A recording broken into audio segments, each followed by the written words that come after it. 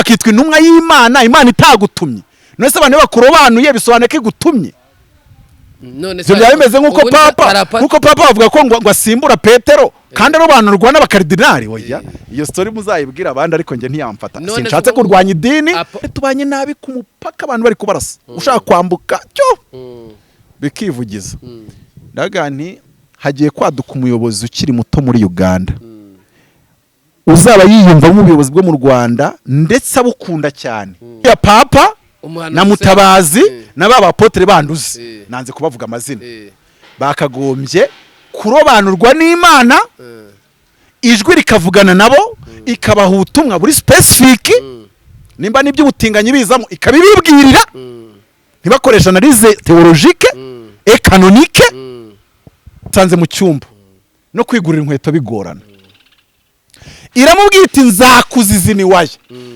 ubu ukomeye mu bakomeye mu Rwanda nawe yabire bakabona bidashoboka ariko Imana kuko ariyo kwizerwa iranabikora no kubikorera bikora iryo jambo ryo rimfasha rivuga ngo yaduhamagaye niyo kwizerwa no kubikora ku bwanjye nzabyikorera no kubikora izabikora ntacyo umuntu arazamutse ukazamuka nawe azamura intugu ukazamuka abo basenganye abatera w'inyuma ukazamuka yigira dendo ukazamuka gara ubundi wishyize hejuru Imana ntigucishe bugufi ko nimba ngo ibyaye bya miliyoni 10 donc hari ibintu ubona ukabona ko watangiye none akaba n'abantu bafite ubugegera reka nkoshije jambo bugegera kandi bari kugenda muri V8 boko wakoresha fundraising kazana miliyoni 50 akagwa envelope ya 20 twasoma ijambo riri mu bakora ino ngo abakora bakangubwira yari umukobwa w'inzobe mwiza ariko utwinyo twarabaye umukara kubera yaryaga ikara rya buri kanya ubwabaye umukara kwishinya umukara mu kuminwa hano umukara ubu koko reba nk'urugero iyo yarya iteka ryose iminsi yawe yose ninde mugabo ari kuzagushaka kurya amakara ngo nayatangiye kuyarya ntwite none se ko atangiye utwite ebora neza bo mu rugo rwe twabura umushumba ufite umwana nk'urumogi ngenda muzi umwapotre ufite umwana icyana cyananiranye kandi uwo mwapotre arasatura mu mavuta ariko icyana cyananiranye no kujya mu bapfumu yakugira ite ugeretse hose no kunywa inzoga kandi ijya kugusanga muri cya cyumba wari uri muri ADPR ubizi neza muri ADPR niba nywa inzoga nimba urashaka no kunywa inzoga ari kujya handi bazinywa mu by'ukuri zitangiye kuryohera ukubisemo uravuga uteko nanajya no kuraguza buriya byakunda noneho usigaye wataka itorero uko wiboneye ngo nirifate ku maturo riha abashonje wabanje ureba mu ikese yaryo ibi bintu byose ukabikusanya ukabyegeranya ubwo uba uteganya yuko idashobora kubyuka ibyiyumvamo ikaguca ku ngoma. Irembo ryera TV, Irembo ryera TV. Imana ibegere birenze uko mu byifuza ariko tunibutse mwe mudukurikiye birashoboka ko uje ari ubwa mbere cyangwa bwa keshi utari wakora subscribe hanyuma ukore subscribe. Turi muri cya kiganiro imboni y'umuhanuzi, turi kumwe na apotre akaba na profete Mutabazi. Ibyo byose kandi bikuriho burya byose babituriho ahubwo ku kigero gitandukanye, hakaba ibizamura umutwe bikarenza ibindi. Ikiruta ibindi kuri nge ndi intumwa, nta rwose ntago ari ibintu naharaniye cyangwa narwaniye. Niyo mpamvu niyo umuntu avuga ati simbyemera ndavuga ni subundi ko atari nge wabishyizeho, uzahangane n'uwabishyizeho, naho nge singe wabyishyizeho, nge nashaka kuba kardinali rwose. Mutabazi igihe cyose ntari kardinali, ibindi nibyazanywe niyampamagaye. Nge nishakiraga kuba kardinali, sinashaka kuba papa, nishakiraga kardinali.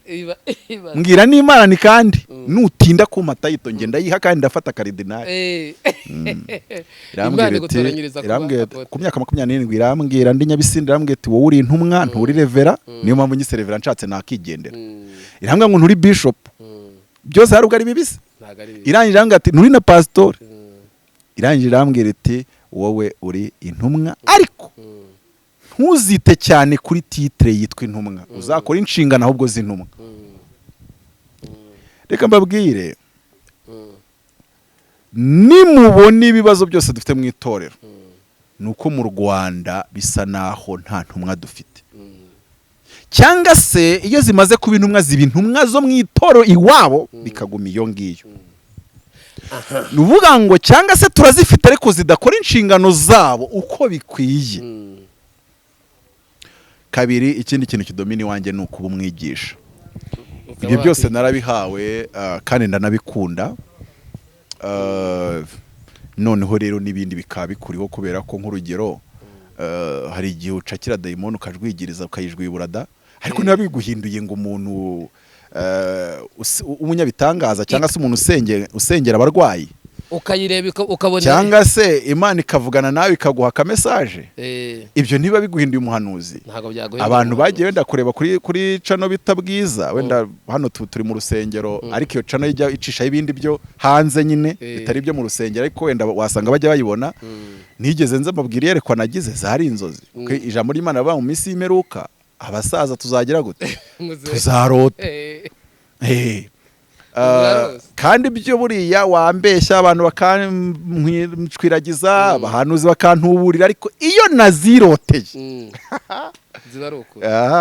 iyo naziroteye nkazibona nkazinduka nzibuka, umva izo zo ndavuga ngo zo zizasohora, naho abantu bose baba barambeshye, kuko buri umwe wese amenya uko abana n'Imana, kandi akagira n'ahantu avuga ati ahangaha ho burya. N'abakinnyi b'umupira rya avuga ati iyo waje ku moso ndawukubika ntago ncika, waje ku moso ndebana n'izamu, akavuga ati wenda waje ku ndyo birangora, undi akavuga ati ariko burya ngiye waje ku ndyo nibyo byiza. Cristiano nawe akavuga ati ariko iyo bashyize ku mutwe buriya ndabasumba. Buri muntu wese mu gukorera Imana agira aho ashobora imbaraga yahiba. Hari umuntu kuvuga ati ngiye bigeze kubitega ariko buriya sinjya nisukirwa, undi akavuga ati ariko buriya nanjye iyo nahaye ni umuceri ejo urawurya. None akaba abantu bakunda no kubyibaza ngo yahora hanura maviza, none se nimba Imana yamuhamagariye ibyo. Nk'iyo urebye Yesaya yahoraga hanura Mesiya, Yeremiya agahora hanura ngo igihugu kibaye musaka ko bitumugere, yanagera ibwami akabyongera, noneho bakanamushyira mu mwobo wari uri mu gikari cy'inzu y'ibwami. Bivuze ngo hari abantu Imana ishobora guhamagarira guhora bahanura ibyago n'amakuba, cyangwa se ikagira undi hagurukiriza kubohora abantu batewe n'ibibazo bya nyabingi n'amahembe, ikamushyiraho ubwo buntu cyane kurenza ibindi. Atari uko ibyo ngibyo ariko icyo bitwigisha turi magirirane. Umukozi w'Imana akamenya aho imbaraga yiri, akamenya naho indiri. Aho niho havuye wenda imbaraga ikintu bitaganga abasatuzi. Ubwo kandi ndikwibwira abantu undebera barakora ikibazo cyabo, ndikwibwira abantu aho niho havuye ibintu by'abasatuzi, kuko hari umuntu ufite ubuntu bwo gukoresha fundraising. Noneho akaba n'abantu bafite ubugegera, reka nkoreshe iryo jambo ubugegera, kandi bari kugenda muri VWT kuko bakoresha fundraising kazana $50,000 akagwa envelope ya 20. Twasoma ijambo riri mu Bakorino ngo abakora imirimo y'igicaniro n'abakora imirimo yo mu rusengero ngo Imana yari abategetse ngo mujye musangira mugabana ibyavuyemo, ngo abakora imirimo yo mu rusengero bagabane ibyo mu rusengero, ngo abakora imirimo yo ku gicaniro, abatabizi ni n'urwambere rw'abikora n'ibice 9, ngo basangire ibyo ku gicaniro. So rero ugasanga kudasangira nako kuraje n'ibindi byose biragiye biboneka. Nkuko rero wari ubimbwiye, ndi intumwa kandi ndi umwigisha, ibindi biba bije nk'ingurukira nkisanga byaje. Ni igipanikote. Ndabyibuka kuri iyo channel Imana icyo gihe yampaye ubutumwa irambwira iti nari maze imyaka kuva mu 2010 kuva njya mu muhamagaro 2010, buri gihe nyibaza ngo ko nagiye mu muhamagaro numva abantu hano bahanura imvura, abandi bati amaraso aramenetse, abandi bati karabaye, kwari n'abatubwiye ati mugure ibigega mugure n'ibyo kurya mu bidepe 2010 ko twabiguze tukabirya bigashira n'ikigega tukakigurisha muri Sahara katabaye iyo mvura itaguye. Mbaza Imana, wa Mana we ubundi bimeze bita makuru ahagaze ati ubundi tuziruka tuzikorera karago birahari ntibihari. Insanga mu nzozi nzibona neza, ibasha kunyereka iti ibyo bintu abantu babyihangishwaho cyane, simba nawe batumye.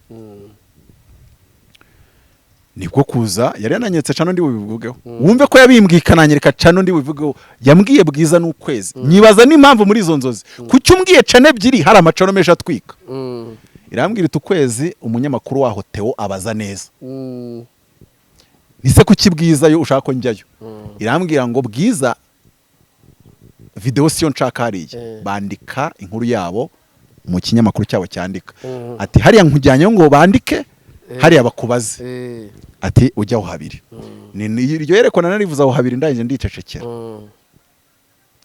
uretse ko ryageze ahantu kure rigerayo hirya ndanabimenya ko ryagezeyo icyo genda byibuka kuri cano barambaje ati sibo ntiwaba urimo wicinyira inkoro wishakira umugati kuko uje uvuga ibyiza ku buyobozi buriho wenda abandi bakaba bahanura ko hari ibyo reka nkoresha ijambo rivuga ngo Imana yambwiye ngo abantu bihutira guhanura ngo ingoma igiye gutembagara mu Rwanda bagenze gake kuko ibitaye batumye byanabakoraho so mbivuze abantu batangira kubireba mu mboni yo kuvuga ati Mutabazi dusanzwe tunamuzi iyo nabirebye unagereranyije nabivuga kugira ngo arebe ko yaryaho da barabimbaza ndabyibuka ndi muri studio numva umwuka w'Imana anyemeje kuba ikimenyetso munzozi nta kimenyetso yari yampaye umwuka w'Imana ndi muri studio aho ngaho ndabwira none ngiye kuba ikimenyetso nk'intumwa y'Imana none se nacyo nimukibona muzavuga ko natumwe n'ikimenyetso se bakakintuma cyo genda babwira ngo video kihari abantu bashatse bajya kuyireba ndababwira ngo bitegereze mu Uganda cyo gihe twari tubanye nabi ku mupaka abantu bari kubarasa ushaka kwambuka cyo bikivugiza ndaga nti hagiye kwaduka umuyobozi ukiri muto muri Uganda uzaba yiyumva mu buyobozi bwo mu Rwanda ndetse abukunda cyane azagarura umubano hagati y'u Rwanda na Uganda ndetse icyo gihe ndavuga ngo none ko abantu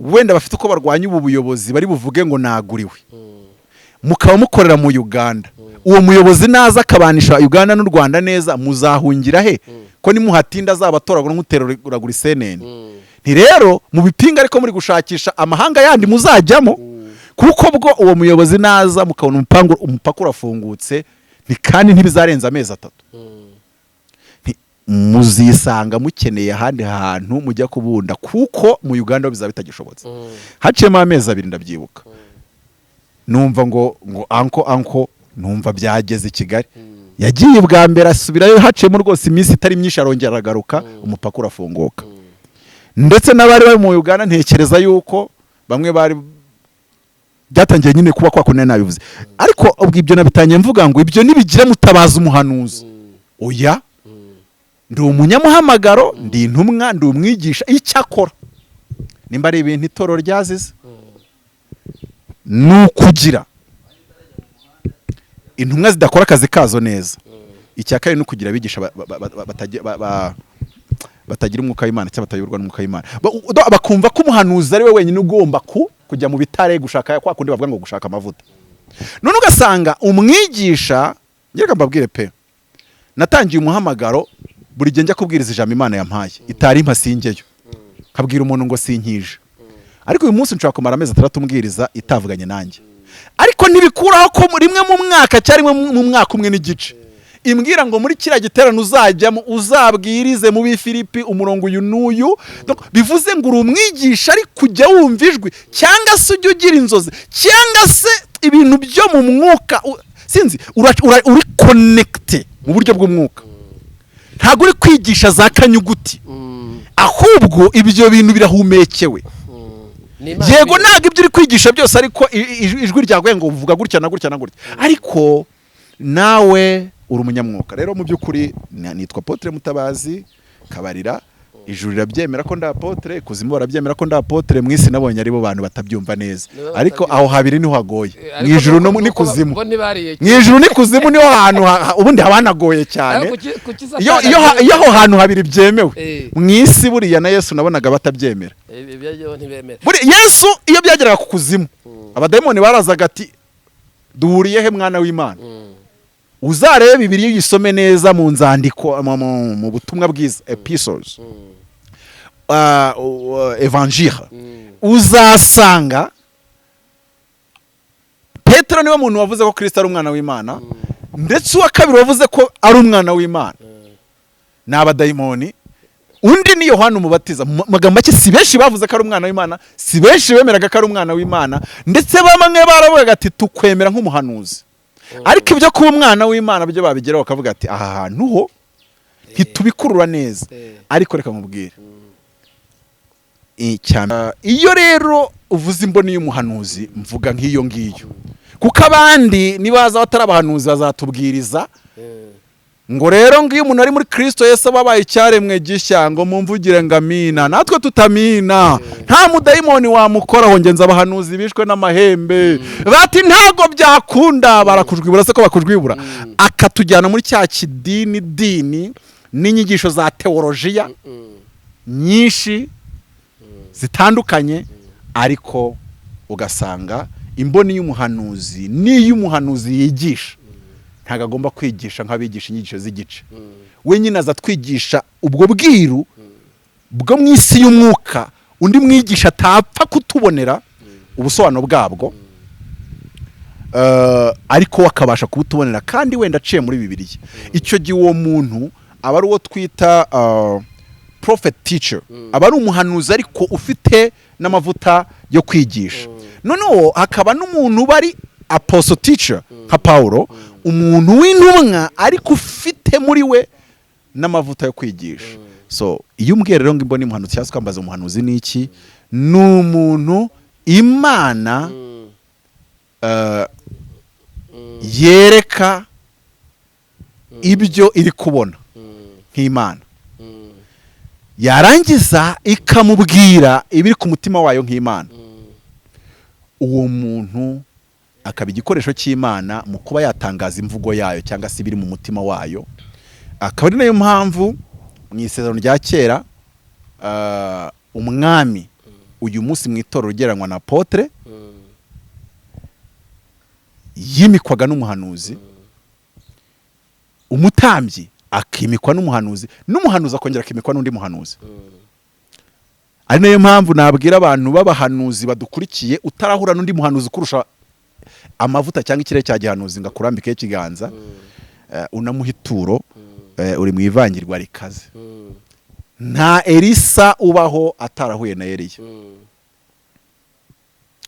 Ibuka Paulo ukuntu yabwiye Timoteyo amubwira ngo reka impano ikuri imisesekare iyo waheshejwe no kurambikwaho ibiganza by'abakuru. Hari impano Imana iguha iguhamagaye, ariko hari n'impano cyangwa se hari ikirere uzamurwamo no kurambikwaho ikiganza cy'umukuru.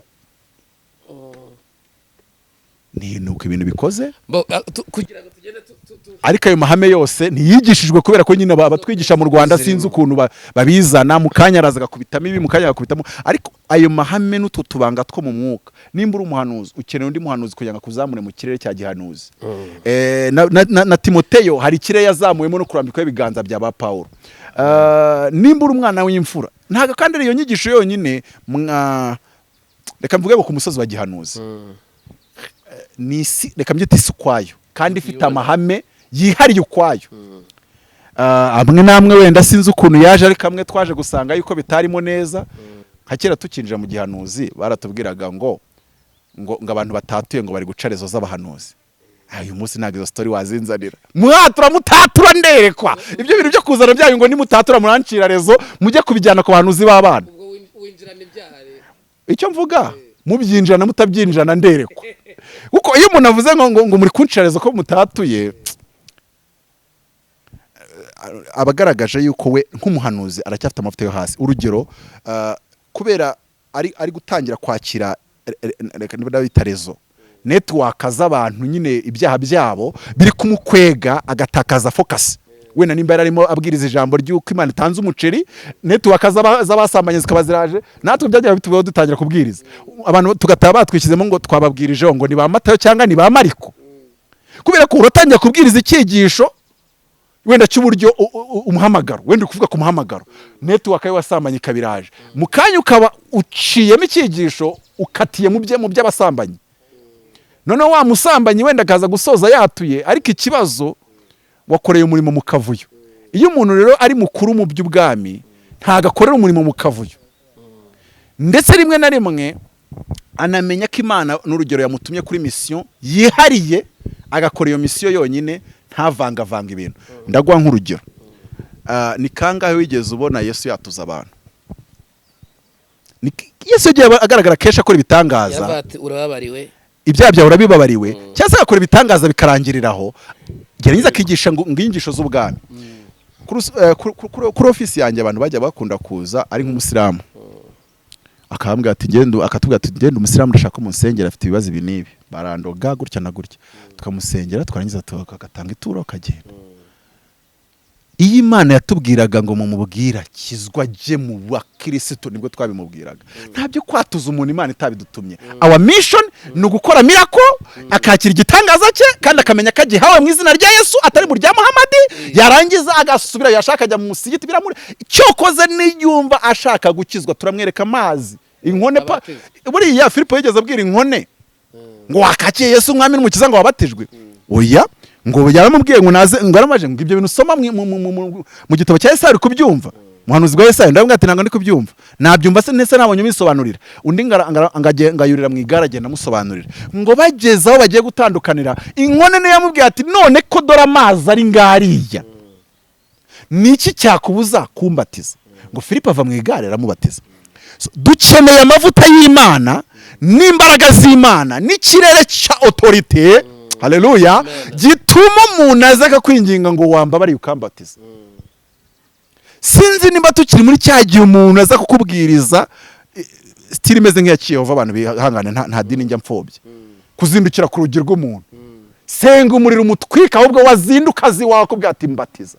Nagiye hariya nimba ari muka na Kanyosha, ndumva ari mu Kanyosha i Burundi, aho mperukira kujya i Burundi, nagiye mu Kanyosha hacemo imyaka 2014 ngeze hano ngo natangiye kwandika igitabo, nivumbuye ku Mana ni wowe wantume Burundi ntumite ikinjyana n'ingarura, unari kugaruka n'amaguru kari uko ngize amahirwe Desire wo mu Rukirinda, Imana ijye mupangira buriya nka Desire Imana imuhaye indege, uramwibuka mu Rukiri kubera ibihumbi 10 by'amarundi yampaye ngiye kwandagarira i Burundi mu Bujumbura, nabwirije sha bitangaza byakoretse abarwayi bakize.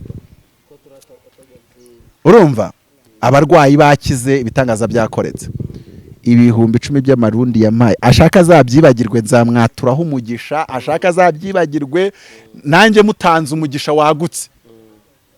Bya bindi bisabwa ngo bamuremeye nanjye naterura nkajyana, naterura ntago ari bya bindi bito bito. Ariko icyo gihe ndi mu Kanyosha nicyo nandi vuga ikintu cyambayeho, nabwirije ku gukiranuka kuko Imana yari imaze iminsi impaye iyo sije, rambwa ngo nk'umwigisha genda uzenguruka amatoro wigisha gukiranuka kuko abantu babyigisha nabi. Mba ngiye Kanyosha ku bihumbi 20 nabonye inzu mugezemo amezi 8 ntishyura, wenda sinishyuye n'ukwezi kumwe kandi nishyuraga 20, ndayafashe simpashye, madamu manzara muhaye 2 ahari nako namusigiye 1019 byose ndabibangatanye, byari binimiti kingeza Bujumbura mu mujyi ikangarura, ariko nibagirwa ko Kanyosha atari muri gare. Mpageze nari nziko baza kuntwara nkuko mu bindi bihugu bantwaraga, mpageze mbona simpabasanze, biba ngombwa ko mfata nimero twavuganagaho ngurane simukadi y'u Burundi, ubwo itikingarura iri gushira nanajyanye itikingarura injyana n'ingarura, none itikingarura ntangira kuyikata nyikata nguraho amasimukadi nyikata ntega mu moto ngeza Kanyosha. Kanyosha mageze ngira igiterane cy'iminsi 2 kwa 6 ndabwiriza, twabyitaga ubugororotsi, gukiranuka ngo byari ubugororotsi nimba mbyibuka neza mu Kirundi, nimba abarundi wenda nabyibeshyeho banyihangane ko natangiye kwigisha iyo sije ngeze hagati ndabaza nisi bundi ijambo mu gitabo cy'mu Kirundi bati n'ubugororotsi. Aha none nkomeza nigisha ikitwa ubugororotsi. Ku munsi ku cyumweru nabwo Bishop wahajya mu rindi torero yarashumbye ariko arahansiga kuko yaramaze kubona amavuta y'Imana ndiho, nabwo ndigisha nsoza yasije yanjye yo gukiranuka. Ariko nkakora nk'ukuntu ba Paul bakoraga mu byakozwe n'intumwa. Ntago ba Paul bajyaga bigisha ku gitangaza, nta nubwo bigishaga gukiza indwara, bigishaga ubwami bw'Imana ngo imyenda yabo igakiza indwara, abademoni bagava mu bantu. Nuvuga ngo byari nka dessert, gukiza indwara byari nka dessert, ntago babihagurukana risije, ntago bajyaga babikoramo sije, bigishaga ubwami, noneho ahubwo ubakoze ku myenda yabo agakira indwara ze. Donc bikaba nk'ibimenyetso biherekeza iyo message. Nanjye rero nigishe message yo gukiranuka, soza nsenga abarwayi bakira. Noneho haza kuza umukobwa ndabyibuka yari afite imyaka 15. Araza amateraniro yarangiye yaciye mu minota 20 mbona arabaririje umuntu wabwirije. Arabaza ngo umuntu wabwirije hano ninde? Baramunyereka. Aravuga ati ndashaka unyatuza agakiza. Uturutse he? Arambwira ngo ntuye ku nzu ya gatatu turutse hano. Ngo wabwirizaga nkumva ndi gushya. Kandi nabwirizaga gukiranuka sinigeze mvuga igitangaza. Cyane abantu ubwiza gutya. Ngira bikoze gutya. Ngo vuga ngo he! Nandi kubwiriza gukiranuka. None ko nandi kwigisha. Wumve ko nandi no kubwiriza. Ku bantu bazi gutandukanya guhanura, kubwiriza no kwigisha. Nandi kwigisha. Nigisha gukiranuka, nigisha igitambo cya Kristo, nigisha amaraso, ndigisha ariko uko amavuta y'Imana agendaza. None arangije arambwira ngo wigishaga nkumva ikimeze nk'umuriro kiri kuntwika. Ngo ngambirira mutima wanjye yuko ndaza kubwira ukanyatuza agakiza. Ndaje mwatuza agakiza. Nabwirije nahiterana atanaririmo.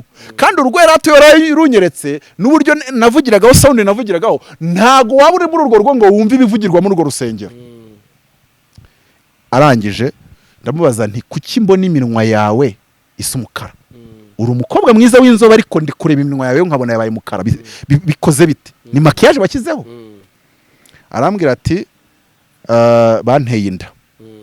Ati mperutse kubyara abana b'impanga babiri. Tamureba kuko ka 15. Wowe warabyaye? Ati atari ku mwana umwe yarapfuye nsigaranye umwe. Wowe warabyaye ko nkureba ubona kana gatoya wagira ngo nturarangiza primaire? Ati nararangije mfite imyaka 15 mfite abana babiri nabyaye impanga umwe arapfa nsigaranye umwe. None si iminwa yawe niki kigira umukara? Uro wamaje turi umuhanuzi ndumwigisha. Ndamubaza niki iminwa yawe niki kigira umukara? Ndi kuvuga hejuru yo kumwigisha ariko umunyamwuka. Ntibikugira umuhanuzi ariko nanone ntibivuga yuko udakorana n'Imana. Iyo si ya gihanuzi utabana nayo. Noneho arambwira ati kuva natwita nadutswe no kurya amakara. Abadamu murya amakara mutwite ndabasuhuje bo nabazimu. Arya amakara umuntu akavuga ngo narayatwitiye. Quel phénomène. Mu buryo bwa biologie wabipruva. Ubu tuvuge ko n'abazungu ubusaka hari igihugu utasanga mu makara usanga ari kuri gaze no kuki noneho bigenda bite? Kuki utibaza ngo yango narayatwitiye ngo bibaho kuba mama ntaga ari wango bibaho nyine abo bazimu babaho ariko wibyita ngo ni ibintu biri nomo. Noneho ndamaza none se tubyemeranya yuko wayarya gutwite ko wabyaye wambwiye ko wabyaye bikaba byagezeho naho umwapfa kuki ukiyarya. Arangije arambwira ati nta hantu najya ntafite ikarani n'ubu sura rifite. Ati nta akora mu mufukara ari nyereka. Ndangije ndamubwira ni nkwatuje agakiza kugira ngo umenye ko akagakiza winjiyemo atari bya bindi by'idini uzana kagumamo ukazana gasazira mugakorera n'Imana. Ngiye kugusengera noneho iryo kara ufite nturiti nindangiza kugusengera ugerageze kurirya urebe ko bikunda. Naramusengeye ndangije ndamaze ubundi ujya kurya ikara ubyumva ute?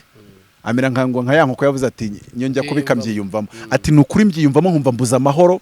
Nkanjye bura naturutse yari haraguru nshaka kugura ari amazi mbona sinyabonye nza hano muri njyewe. Abantu ko dokoresha ngo nuko Yesu abyiyumvamo ngo niyumvisemo ko hano nimagera ikintu kiri likide ndibasanga urabugifite atari bugisigarane. Wabonye ko nahageze amazi wari ufite nayatwaye nta nagusuhuza kuko nari mfite inyota numva niyumvamo ikintu cyo kunywa ko ngomba kukinywa nyine. Nawe rero ngo yajyaga agera aho yumva kuri nari mfite inyota y'amazi nawe akagira inyota y'amakara. Rero ndamubwira ngo ngiye gusengera iryo kara ugerageze kuryinukiriza kuryirebesha ugerageze kureba ko inyota yo kurirya yaza. Niwumva kandi ejo wongera urirye. Ndaje kumusengera arambwira ati ubu ndumva ikintu cyari kindimo cyo kurya amakara kitakiri kuza. Ntiicara hano nk'iminota 30 tumve ko kigaruka. Ati wapi? Ndamubwira nti genda rero debuka nkubwire yari umukobwa w'inzobe mwiza ariko utwinyo twarabaye umukara kubera yaryaga ikara rya buri kanya ubwabaye umukara kwishinya umukara ku minwa hano umukara. Ubu koko reba nk'urugero iyo yarya iteka ryose iminsi yawe yose ninde mugabo ari kuzagushaka kurya amakara ngo naye yatangiye kuyarya ntwite. None se ko watangiye utwite kugiye kuzamara imyaka 10 umwana akarinda arangiza primaire ukirya amakara noneho. So mu by'ukuri iyo umbajije rero umuhanuzi ni umuntu uvuga ikimana imubwiye. Rero abahanuzi bahozeho kandi mu bwami bw'Imana n'abantu bakomeye ko niwe wenyine uvuga ibiri mu mutima w'Imana. Twebwe iyo twigisha ntitwigisha ibiri mu mutima w'Imana, ariko uhanura we avuga uko ategetswe. Rero ntabwo itorero ryabo ridafite abahanuzi, kandi abahanuzi ni abantu b'ingenzi. Igihe cyose bari gukorera mu kirere cyabo neza, ndetse n'abakorera muri icyo kirere Imana ikabaha ubutware bukomeye, aho ashobora kwatura ibintu Imana imubwiye cyangwa se akavuga ibyo imubwiye, cyangwa se nawe ubwe akagira ibyo yatura ku giti cye nk'umuhanuzi kandi bikabaho. Hanyuma ndagwa nk'urugero rworoshye, umuhanuzi nyawe ashobora kuvugira Inyamirambo yuko kanaka atazajya amageragere, Imana ikabikora kandi itari yabigambiriye, kuko gusa bivuze ari umuhanuzi byanyabyo. Nyine ndakubwira ngo biriya nyine bigaragaza urwego nyine rwe nyine, ariko iyo ari uwa nyawe ndakubwiza ukuri, iyo ari uwa nyawe n'ijambo avuze rimucitse Imana irarishyigikiye, wowe uraricakira ukaryizereramo. Wakumva umwuka w'Imana kuyobora ku ituro ugatererayo, warangiza ugahita umanuka wiruka ukizera. Reka nkubwire, Eli yarerekwaga, si yari umutambyi gusa, yari umutambyi kuko buriya Imana yubahaga umwami n'umutambyi n'umuhanuzi. Ndetse ko abantu batanabizi, ntago umwami yashobora kwemererwa gutera ikindi gihugu atabanje kwemeranya n'izi nzego ebyiri. Reka mvuge ngo rumwe muri izi ebyiri, nko kuvuga iki, nkuko muri Parlement bavuga ngo ku bwiganze bwa 2/3 ngo bakora referendum idaciye mu baturage. Ni ukuvuga ngo barakoze Imana batatu kugira ngo igihugu gitere ikindi, cyangwa se umwami atere. Byamusabaga yuko agenda umuhanuzi akamubwira ati genda Imana irabana nawe, cyangwa se akajya kureba umutambyi ngo bagakoresha urimu na turimu. Ayo makuru yafite zabaga ziri mu gatuza ngo ka efodi, ngo ni nko gutera inzuzi. Ariko nubwo ari gutera inzuzi, ko ari gutera inzuzi gutagatifu, ngo urimu na turimu ngo byagara mu kuntu umutambyi akabwira umwami ati nubwo wabuze umuhanuzi ngo agwa amakuru arebe yo nk'abamenya, ariko ndabona urimu na turimu binyereka ko nutera uratsinda urugamba. Bivuze ngo ntabwo umwami we ari guhaguruka ubwe ku giti cye ngo agende umutambyi atabihesheje umugisha cyangwa se umuhanuzi. So ahangaha nkavuga ngo umuhanuzi ari ngo ukomeye, umuhanuzi nawe agahanura uko ategetswe, ariko nanone akabasha kugira ibintu yatura nkawe, Imana ikabikora kuko byatuwe n'umuhanuzi. Nari ngarutse rero kuri Eli Bibiliya ikanatubwira ko ngo yari yarahumye atarebaga. Amaso y'umubiri yari yarahumye, yariyirizaga Eli, ariko n'ay'umwuka nayo yari yaragiye. Ari ay'umubiri ari ay'umwuka. Bibiliya itugaragariza ko Eli rwose kuko yagira n'ay'umwuka ari kumenya ko abana be basigaye bagira bate bajabura inyama. Ariko yatuye kuri Hana bigenda bite? Byarafashe. Buriya se yabyatuye Imana yabimutumye? Oya, yabyaturiye muri autority muriho. Ngira abantu benshi nagiye mpesha akazi, umuntu akampamagara, aro Apotre Mutabazi, nyine ndagira ngo uzansengere, uzanshakira umwanya unsengere. Nise bimeze bite? Ati maranye lisansi imyaka 8. Hari ugeze kubimbwira ndi kwambuka mu muhanda muri zebra crossing kandi gucungana n'imodoka hepfo ruguru gutyo. None ndamubwira nise ibyo wagize ngo binsanze tuzashaka umwanya, ntizamura kwizera mpite ngohesha akazi, ntari ahantu wa depoje atejo nzayakora ikizamini biroroshye, ntako ndakaguha. Yambwiye ngo abahanuzi bamusengeye, abapasiteri bamusengeye, namubwira reka nkwereke. Naramwatuyeho nyuma y'iminsi 2 rwose aranyandikira arambwira ati uzi ko amavuta yawe ateye ubwoba, ati akazi nakabonye, ati kandi nasenyewe n'abantu bakomeye benshi. Namubwira reka rero nkubwire ikintu gitangaje, nge ntago ngusengera kubera ko maze iminsi niyiriza, ntago ari cyo kirere nkoreramo. Njewe mbikwatura kubera ko iyo autorité yabyimbaho, iyo autorité yabyo rero kuvimbaho ndabiguhesha, ntago ari ibintu ninjinga. Hari ibintu abantu bagomba kumenya, ni nkuko wenda n'urugero kwigisha abantu bagafashwa, ntago bigombera mbe nateguye. No, ayo mavuta yo kwigisha mbaho. Nkunda no kubwira abantu munagize ibyago nkaza kubigisha ikintu kitari ukuri cy'ikinyoma, haba tandanze ko wabyemera, kuko autorité yo kwigisha ibintu kabifata imbaho, kwigisha ibintu kabyemera imbaho. Nkuko n'umuhanuzi nawe ashobora guhanura ijwi ry'Imana rimubwiye, hari n'igihe akubwira ngo nabyiyumvisemo. Urugero ari umukobwa nigeze kuganira, kandi wa mukobwa wesha utitonze ukuntu uri kugenda, amezi ntago yaba menshi utaratwita. Nyuma y'amezi arabira aranyandikira ngo uziko byanyu wamanuriye byambaye ati ndatwite. Nge ntago naguhanuriye, niyumvisemo. Dukwiye ko abakozi b'Imana n'ibitekerezo wiyumvisemo bitanga ubuzima. Sinzi niba ahantu humvisha. Nukuri reka nkubwire umushumba abyiyumvishemo ngo Cyprien, nimba utega moto ntago bihesha Imana icyubahiro, Imana niyiguhe. Ntago bigombera kaba ayumvishijwe. N'umushumba yasizwe amavuta, yarambitswe ibiganza. Izere cakira. Kuko hana buri ari kugira ibyago, iyo era mubwira ngo taha bikubera uko ubyifuje, yarangiza ntabyizere kuko ari ikintu cyakoze hariya.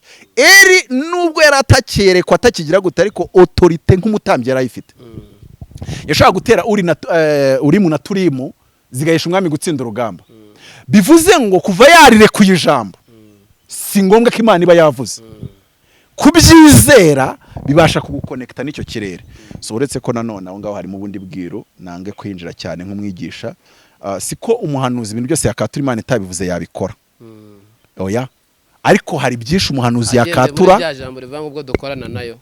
Nyine ndikubwira ngo iyo wavuye mu kuvuga ngo Imana ivuganye nawe, none ukajya mu kirere cya ubwo dukorana nayo, were wako ushaka gukora iby'Imana yapanze ko bidakoreka. Ariko iyo usanze nta mugambi w'Imana uri kuri icyo kintu, Imana igasanga kibaye ntacyo byakica mu mugambi wayo, iragikora. Nkuko uribuka yuko Mose yigeze kuvuga ngo wambwiye yuko nakugira umugisha ukamenya izina, ngo nimba narakugireho umugisha rero, ngo nyereke ubwiza bwawe, unyereke ukusa, njye mbwira abantu ngo navuganye nayo live,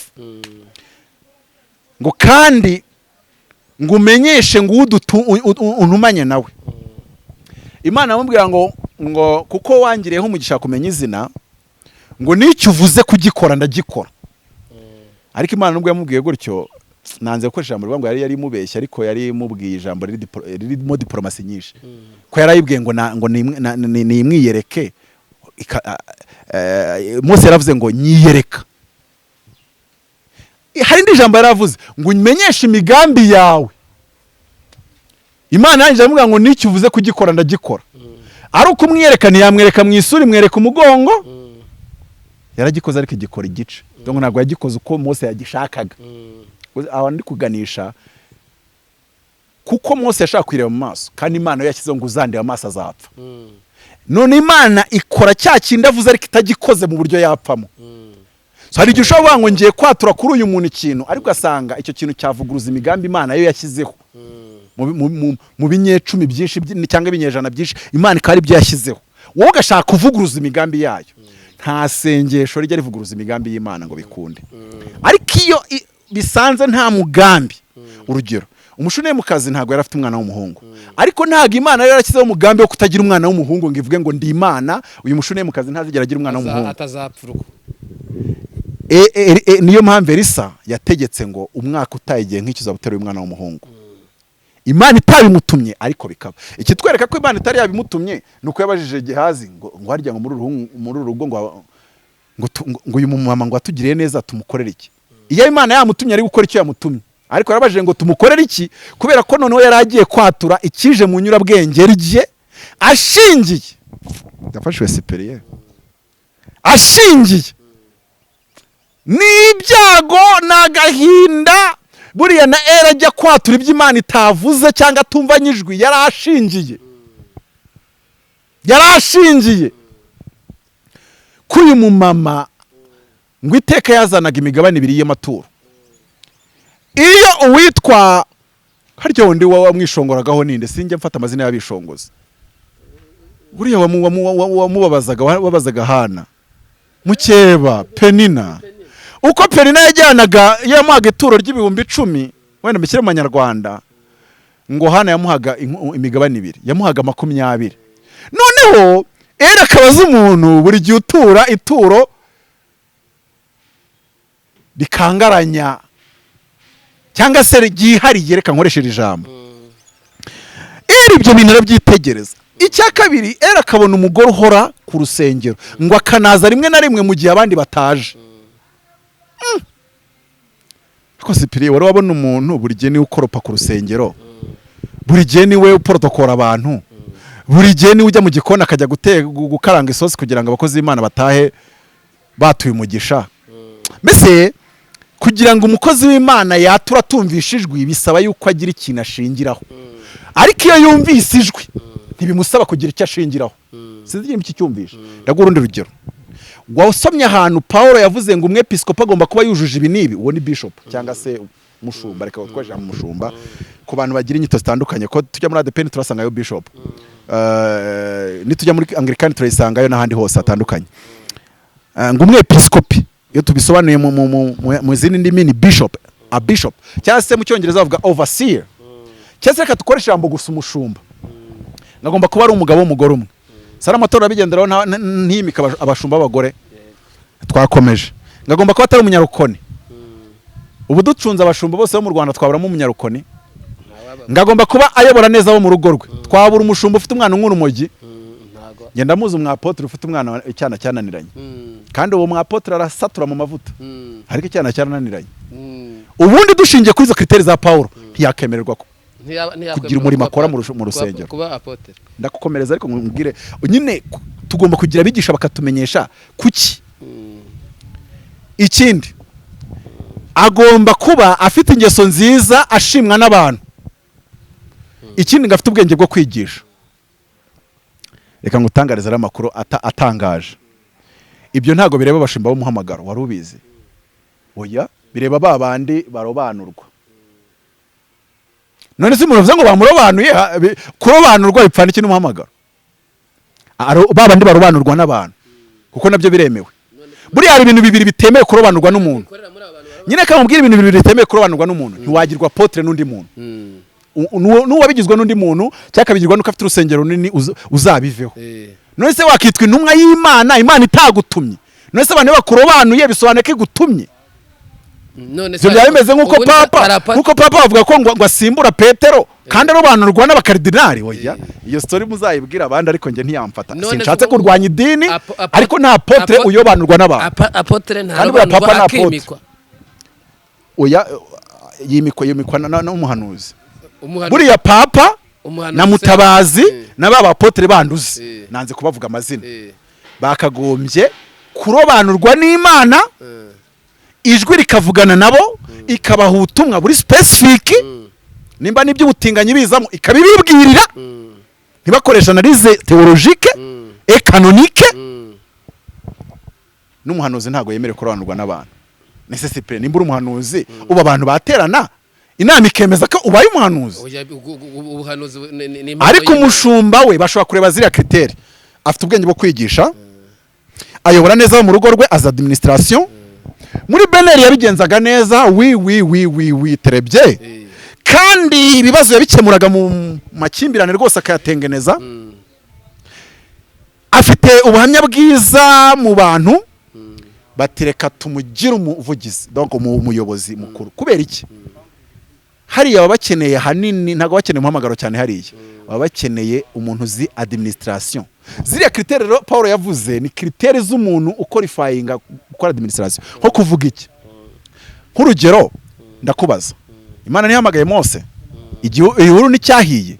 Ijwi n'iryavugiyemo. 70 yarobanuye nyuma yuko Yetiro aje. Ijwi rya ryavuze. Nubwo Mose ari umuhanuzi ntago yarobanura agashingiye ku ijwi rimweretse. Kandi byarashoboka ko Mose aza ngo wowe ijwi rirambwiye ngo vayo. Yetiro arambwiye ngo shaka abagabo b'abanyabwenge bafite ubuhamya bwiza muri quartier bemerwa n'abantu. Nacyagiye bajya kurobanura abadiakoni. Buriya n'abadiakoni bararobanurwa, nta muhamagaro w'ubudiakoni Imana itanga. Wowe pastor akureba akabona wa diakona neza setu. Rero iyo umuntu Imana yamuhamagaye nka Mose, ashobora ubwe gushyiraho abamufasha umuhamagaro badafite umuhamagaro. Abo bantu rero baba bakorera kuri antene ye. Sinzi niba iki kintu uri kucyumva. Nuko nabandi guhamagara umuntu wenda nk'urugero nkafite nimero ya president cyangwa ya ministre w'intebe, wowe mutaziranye kandi arabizi ko ari abayobozi, kumuhamagara biragoye. Ariko nkamagazi yanjye nawe ukaza ukahamagara rero nkashyira road speaker, ntindi kumwe n'umugabo wita Cyprien reka kubwira agahinda ke n'akabazo ke ariko wowe ntufite access yo kumuhamagara ariko igihe cyose umuhagaze iruhande ushobora kumuhamagara through me buriya ni nakoze ziriya za zone ziba zikoze okay abantu banyihangana ndi kuvuga nk'umwigisha ariko warebye nk'umukozi w'Imana umuhamagaro ushobora gusanga uri kuri Gitwaza wenyine bari abandi bose bari kumwe nawe yarabarobanuye nkawe abo bantu rero bitwaga ngo iki kuri Eliya Elisa yitwaga umugaragu wa Eliya gusa Imana iza gukomezanya nawe amaze kwakira umwitero ariko atarakira umwitero ntitwaga umukozi w'Imana yari umukozi wa Eliya Yosuwa yitwaga umukozi wa Mose icyakora agiye kugenda Imana ifata umuhamagaro wari kuri Mose iwushyira kuri Yosuwa ariko ntabwo Mose ajya kumuhamagara ntabwo yitwaga umukozi w'Imana icyakora Mose amaze kugenda yitwa umukozi w'Imana ubu bwira ndashaka kugira ngo uze kubisobanukirwa wenda uze no kumaza ibindi bibazo byawe ariko hari abantu tutashaka kwemera muri iki kinyejana yuko ndi umukozi wundi wantuza umunyamuhamagaro numva byaba biciriritse donc twese turashaka kuvuga ngo ni twebwe bakizigenza ariko nge nshobora kwemera ko nshobora kuza mu cyumba cy'amasengesho cyawe na Cyprien nkaba nta mavuta ya gihanuza ndiho ariko igihe cyose nubashya amavuta ya Cyprien igihe cyose nsavinze uzi icyo bita gusavinga amavuta y'undi mukozi w'Imana igihe cyose nsavinze munsi y'amavuta ya Cyprien nkasengera indwara zigakira uribuka umunsi Elisa yahaga inkoni Gihazi ngo niyirukanke ngatagira umuntu asuhuza uretse ko ikosa yagiye asuhuza abantu bose ng'inkoni ya databuja ngo nigijyanye ngo mwayibonye ngo kandi ngambwiye ko muzura niyo mpamvu bitakoretse yarambwiye ati yamuhaye condition amaze kumuha inkoni yamuhaye condition suko yayimuhaye ngo igende itakora ahubwo yamuhaye condition aramubwira ngo ntugire usuhuza ntugire aho ukata nurangiza ugende uyimurambikaho umwana arazuka arangije arabyica ariko iyo atabyica byari gukora ariko sereka nkubaze mwari kubona Gihazi azuye umuntu yari kugira ngo Gihazi asiga afite amavuta azura abantu yari kubazurisha amavuta ya sebuja ndaguha urundi rugero umumama yagiye Kanombe asengera umumama wa mbere yanze kubyara kandi yarengeje igihe n'ibise byanze kuza aramusengera ibise biraza arabyara asengera wa kabiri biraza arabyara ageze ku gatatu asanga uwamuroze ntiyakarabye arasenga biranga ava mu gitondo ndagera ku mugoroba yigira inama ahamagara umushumba wasanga ari mu nama umushumba we n'umuhanuzi akaba n'umushumba nyine arangiye yigira inama aravuga ngo mu butware n'amavuta by'umushumba wanjye ashyiramo izina rye asenze uwo mumama yitabyara ariko hari umuntu wabyigisha uyu munsi kubera idini bamwinjije ngo muri kwamamaza abantu kurenza uko mumamaza Yesu none se n'uwo mushunda nk'uko bavugaga ibya Paulo bigakunda bene Sikewa ntabwo ari izina ry'uwo mushumba ribikoze n'ubundi ni Yesu ukorera muri uwo mushumba ariko ngiyo mbyize neza binyereka agaciro Imana iha abakozi bayo mu by'ukuri ibi byose nabivuze nshaka nko kwerekeza mu kintu kivuga ngo umukozi w'Imana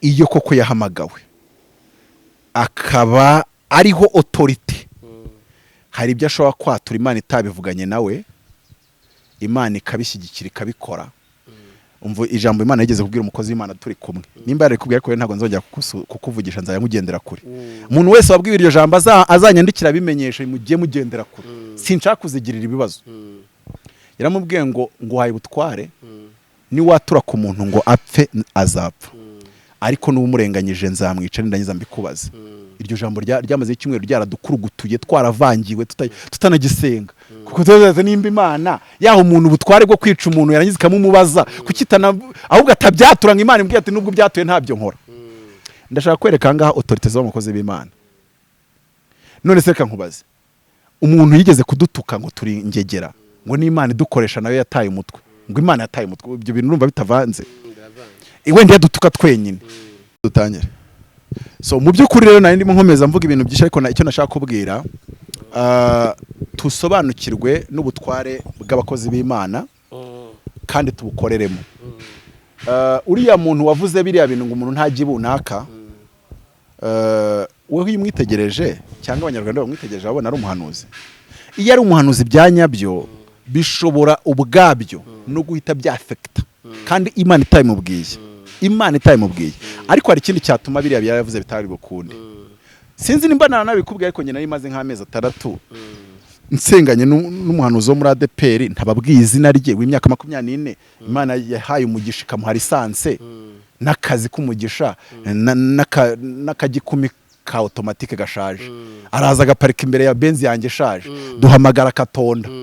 Imana yatubwira ati hari umuntu uri muri kabineti nciye ku ngoma kandi yarakirimo ariko ikimara kumuca ku ngoma numva nyuma y'iminsi nk'itatu ngo yabaye idebe. Ndavuga ni rero umuntu yaciye ku ngoma akaba atangiye gukotora bya buri munsi sinzi aho ibi bintu birangirira. Abantu bamwe bari banyigenda bagana inyamazi Imana yanyibiye amakuru ngo hari umuntu yajyaye muri kabineti yaravuganye nayo kandi mujyanayo imuhaye yo mu misiyo y'ubumana sinzi mu kazi urimo gukora wowe dukurikiye nimba nta misiyo y'ubumana yaguhayemo wowe ukaba waragiye ukajya mu by'akazi n'amatiko yo mu kazi ukibagirwa ko hari misiyo y'ubumana. Ntekereza ko umuntu wese uburyo ukijwe aba yifite. Niyo abantu bajya bareba uko utambuka n'uko ugenda n'uko wambara muri ako kazi ukora bagomba kukubonamo ubumana, bagomba kukubonamo impumuro y'ubwami ku buryo unahabura ariko uvuga ngo urakijijwe bakubura ahantu ntibakubaririza sha bari ikintu kibabaza n'icyo ubundi bagomba kubura kagateko nubwo waba uri parano ariko parano directeur kumbura baje ko wa muparano tujya twumva njya ncana ari kuririmba izo mu gitabo ko ntari kumubona ko maze icyumweru nta mubona bimeze bite ko maze igihe nta mubona bimeze bite. Hari umugabo yigeze kubona akazi gutyo abiza kurangira nabaye umugabo uhembwa amafaranga menshi cyane miliyoni nyinshi cyane mu kwezi ariko ajya kubona akazi yarasenze arizera ajya mu kigo runaka akajyaza agatoragura ibipapuro byo muri icyo kigo cyose n'umwanda urimo akajya kushyira ahantu akawurunda akitahira akabwira Imana ati mvuye mu kazi amara nk'umwaka ntaho yanditse nta adahembwa atera ipera muri icyo kigo. Noneho directeur agera hagira ngo uwo ngo nawe mu bakozi akoresha bamo aza kumara nk'icyumweru arwaye Imana imuteza nyine kurwara. Imana yamubwira ati noneho igihe wakoreye hari udahembwa ngiye guha umushahara kandi mwiza. Amara nk'icyumweru ataza directeur aza kuguteranya aza guhamagara HR aramubaza ngo wa mukozi ushinzwe ibintu by'isuku ko adahari bimeze bite. Ndaramubwira ati wagize nguriya n'umukozi ati mu bakozi tugirira ntabamo undi ati n'uburyo yakoraga isuku neza atabwo se umukozi mwiza ugira araga ati mushaka nimero y'umuhamagare umuhe kontara niba ngombwa ugire n'uwo wirukana hano kuko nta n'umukozi mwiza wigeze ugira nkuriye. Byaba bibabaje rero igihe ubura mu kazi ntibabyibazeho cyangwa se abo mukorana bakaba batakubonamo ubumana ubwo ari bwo bwose. Ariko reka nkubaze Cyprien umbaze nibazo byawe kankubaze kana unsubize. Umuntu Imana imusanze mu cyumba no kwigurira inkweto bigorana iramubwira iti nzakuzizini waye ubu ukomeye mu bakomeye mu Rwanda nawe yabire bakabona bidashoboka ariko Imana kuko ariyo kwizerwa iranabikora no kubikora irabikora. Iryo jambo ryo rimfasha rivuga ngo yaduhamagaye niyo kwizerwa no kubikora ku bwanjye nzabyikorera no kubikora izabikora ntacyo. Umuntu arazamutse ukazamuka nawe azamura intugu ukazamuka abo basenganye abatera w'inyuma ukazamuka yigira dendo ukazamuka gara ubundi wishyize hejuru Imana ntigucishe bugufi kwa nimba ngo ibyaye bya miliyoni 10 donc hari ibintu ubona ukabona ko watangiye wamaze kugara cyane hari ibintu ubona ukabona ko birimo kugara gukabije nubwo rimwe na rimwe ibyo bintu umuntu abyegereje umutima hari igihe umuntu agira ngo wenda umuntu ashatse kujombera mundi ariko reka mvuge ngo warazamukiye mu cyumba oya wowe nturagwa icyayi cya miliyoni 10 aha muvande aha oya Bwizanye ukuri abaturo wariye tubwizanye ukuri oya tubigendanemo neza aho nshatse kubwira ngo imvuga ibihishe n'ibindi ibihishe nyine kugagara noneho rero umva nkubwira iki ngiki kandi abantu batabifata nabi sinashatse kwinjira niyo mpamvu mpinjiye mpibuza njyewe ariko bazi abantu benshi ndashaka kubwira abantu kugira ngo babikuremo isomo wazamutse Imana ivuze ibikubwirira mu cyumba none yamanutse n'Imana ivuze ibikubwira n'abari bahari bose babonaga ari nk'inzozi ariko Imana kuko ari idakiranirwa irabikora irangije uragagaye urakaze ariko reka nkubaze Sipiriye ubwo ugeretseho no kujya mu bapfumu yakugira ite ugeretseho se no kunywa inzoga kandi ijya kugusanga muri cya cyumba wari uri muri ADPR ubizi neza muri ADPR ntibanywa inzoga nimba urashaka no kunywa inzoga bari kujya ahandi bazinywa mu by'ukuri zitangiye kuryohera ukubisemo uravuga uteko nanajya no kuraguza buriya byakunda noneho usigaye wataka itorero uko wiboneye ngo nirifate ku maturo riha abashonje wabanje ureba mu ikese yaryo ibi bintu byose ukabikusanya ukabyegeranya ubwo uba uteganya yuko idashobora kubyuka ibyiyumvamo ikaguca ku ngoma kandi reka nkubwire Imana ikweguje niyo abo mukorana bose kuva kubayoboye yaba akwemera sha iyo yakweguje uregura ahubwo buriya bishatse byabe mberize buriya Imana yitakweguje abantu bakakweguza byagira uruhengekero reka noneho rero wavuze reka ndashima Imana rero mbaza ibibazo byawe ariko ndasabira abantu bari kudukurikira byibuze abantu bazakweguze nanjye baranyeguje ariko Imana yikikwemera ariko nikweguza abantu bo bakaguhagararaho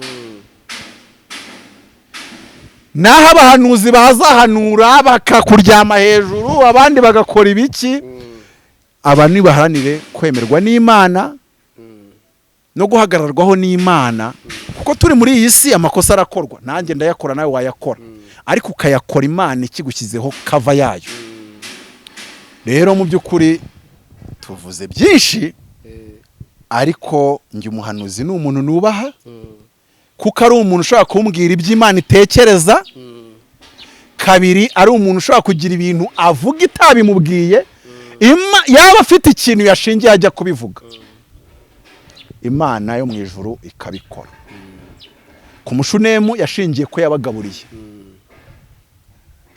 reka mbwire Sipiriye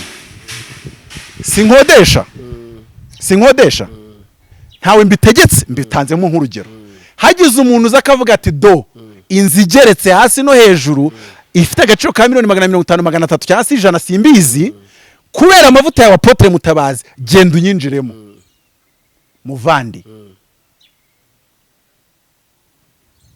aramutse wenda ari nka kontabure muri UN nanamuha kwiyobora kandi yayiyobora ndakurahira nawe Sipiriye nawe si Mutabazi gusa nawe hagize umuntu kugaburira inyama nk'izo Elisa yariye ariko uzihonje n'ikirungo cyari kirimo uriya mama yarakarangaga we hagize umuntu ugushyira mu kazu ko hejuru akagutuzayo amazi ashyushye akakugeraho ntumwatureho umwana w'umuhungu waba waravangiwe si ngombwa ko Imana ibikubwira uruhagara mu kiye kiva ngo kuko dukorana nayo ukamwinjiza mu bikomeye ukamwiza mu birere nk'ibyo bazi ibibazo byawe ndebe nimba hari icyo nasubiza ari icyo wasubiza mwuka w'Imana anshoboza umwuka w'Imana gushoboza ikibazo cya mbere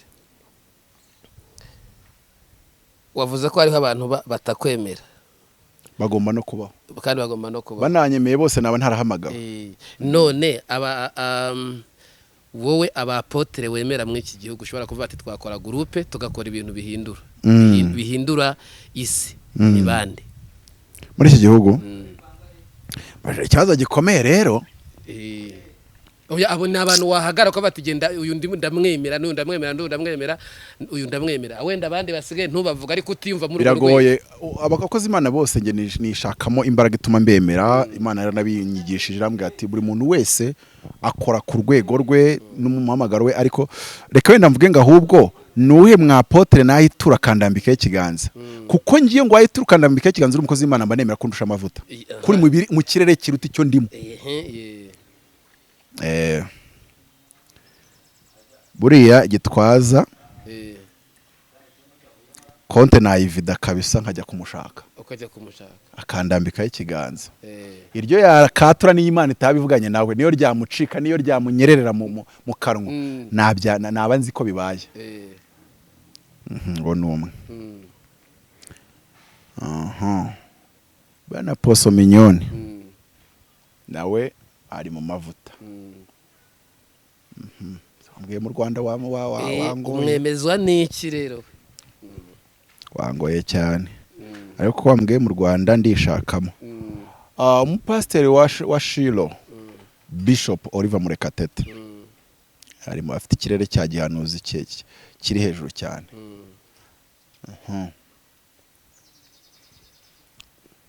wagize ngo sindi kwerekera ku musozo mbese baraba batatu gusa bashobora kuba bakarenze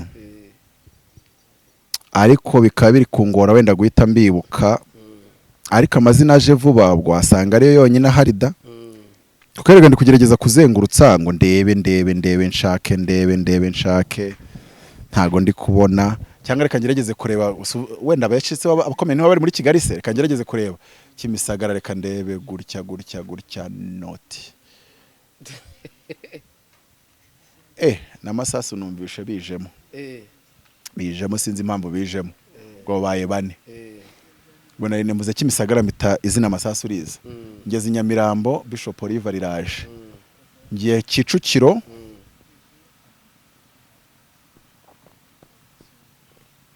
Kicukiro ntago ndi gukurura neza ngo mfatishe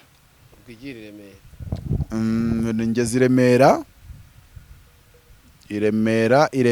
Iremera ntago mfatishije ikirere kiremera ndahushije mu kirere ubwo sinirwa njya za Kabuga za Masoro kuko nabonyeyo aposo masasu ngarutse za Kacyiru nazengurukije wapi biranze so magambo make nshaka ko mbonye abo bane ariko nanone n'abandi bakozi b'Imana bashobora kuba ari uko wenda ntagiriwe ubuntu bwo kubamenya byimbitse wenda iyo nza kubamenya nari kubasha kuba nabasha kubashingira intahe bijyanye n'ikibazo wabumbajije donc abandi siko ntabemera ahubwo nuko wenda tutaziranye byimbitse ku buryo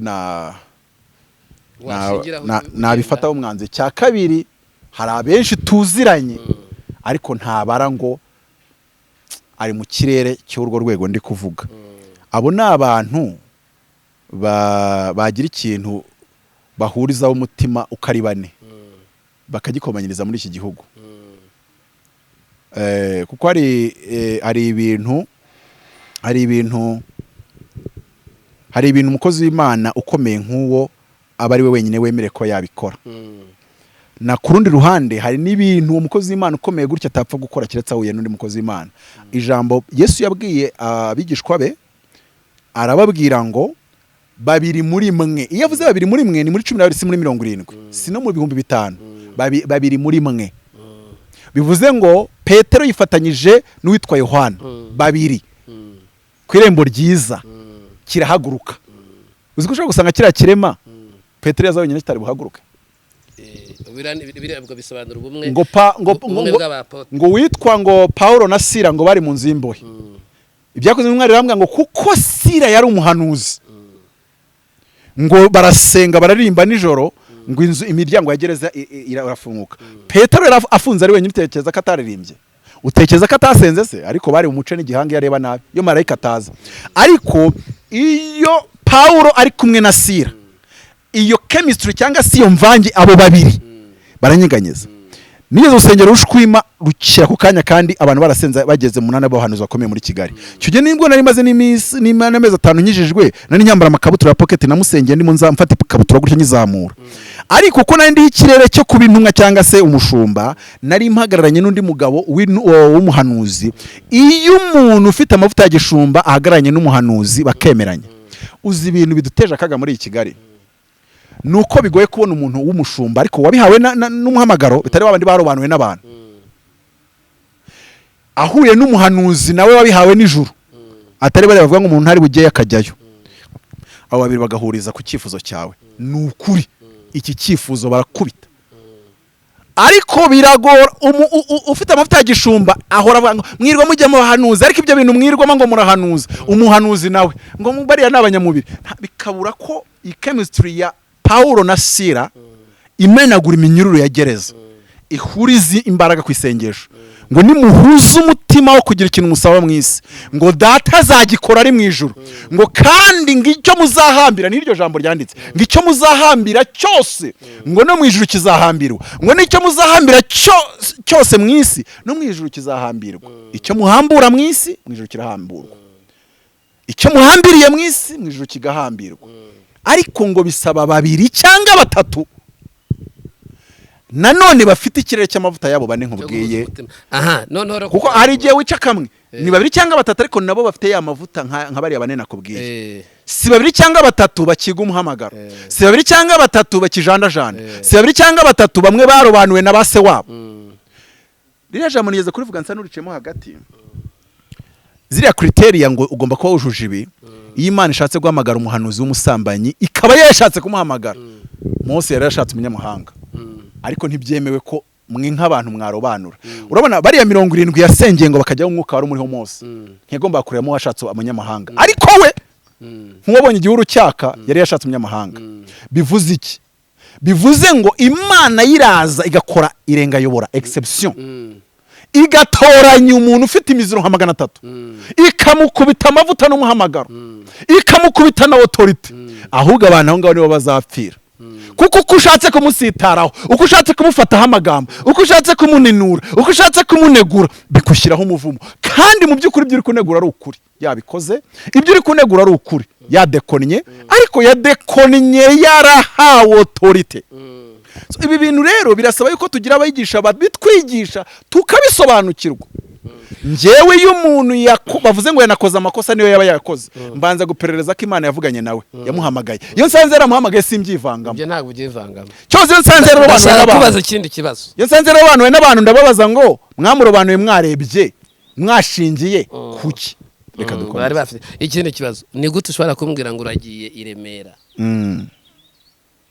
ukagera mu bashumba turi kubaza bagize ukaba utarabona ayo atwane Rutayisire urangoye ngi ikibazo wambaje nicyo nasubije kandi nge nigira indwara yo kuvuga ukuri k'umutima wanjye nge navuze abantu mbona bariho ikirere abo twita abahanuzi bahanurira igihugu prophets of nation